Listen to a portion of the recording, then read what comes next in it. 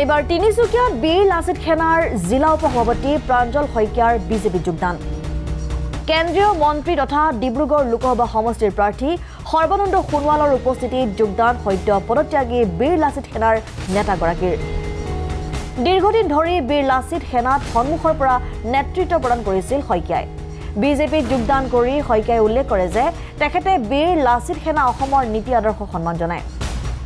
যদিও দেশ জাতিৰ উন্নয়ন তথা সৰ্বানন্দ সোণোৱালৰ দৰে জাতীয়তাবাদী নেতাক ডিব্ৰুগড় লোকসভা সমষ্টিত প্ৰাৰ্থীৰূপে প্ৰক্ষেপ কৰাৰ পিছতে তেখেতে ভাৰতীয় জনতা পাৰ্টিত যোগদানৰ সিদ্ধান্ত গ্ৰহণ কৰে বুলি নিজৰ মন্তব্যত উল্লেখ কৰে ধন্যবাদ আপোনালোকৰ সাংবাদিক চৰাক বীৰ লাচিত সেনা অসমৰ প্ৰতি আমি আগতেও শ্ৰদ্ধাশীল আছিলোঁ আৰু আজিও শ্ৰদ্ধাশীল হৈ আছোঁ আৰু আগলৈও থাকিম কিন্তু বৰ্তমান সাম্প্ৰতিক পৰিপ্ৰেক্ষিতত মই নিজৰ বিবেক বিবেচনাৰে ভাৰতীয় জনতা পাৰ্টি যোগদান কৰাৰ এটাই উদ্দেশ্য যে মোৰ মতে বৰ্তমান কালত অসম মাতৃ তথা দেশ মাতৃ সেৱা কৰাৰ মঞ্চ হিচাপে ভাৰতীয় জনতা পাৰ্টিৰ মঞ্চখন অতিকৈ শক্তিশালী মঞ্চ বুলি নিজে বিবেচনা কৰিছোঁ আৰু সেয়ে মই বৰ্তমান আজিৰ দিনটোত ভাৰতীয় জনতা পাৰ্টিৰ